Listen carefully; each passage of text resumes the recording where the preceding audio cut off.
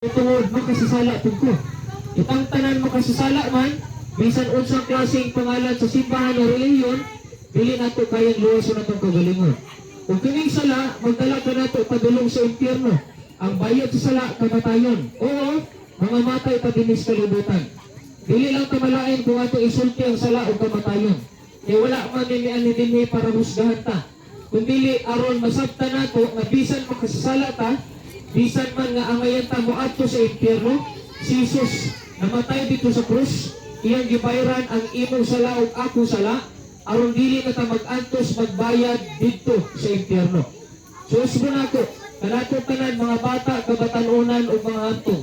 Si Jesus namatay dito sa krus, iyang gibayran ang imong sala ug ako sala, aron dili na ta mamatay dito sa impyerno. Kinsa man din yang gusto matong impyerno, taas ang kamot. Wala, di ba? Oh, tama kita barbecue din eh. Labi kita barbecue, tama? Oh, labi po kayo ng litson, tama? Pero dito sa impyerno, kita na barbecue, kita na litsonon, pero dili na nalami. Sabta na to?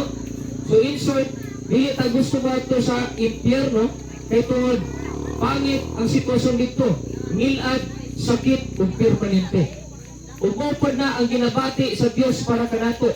Muna nga ang Diyos, yan din siya mismo nagpaila siyang kagalingon, umaw ka na si Jesucristo, namatay sa krus, pagkuman sa kaadlaw, nabanaw sa pag-usap.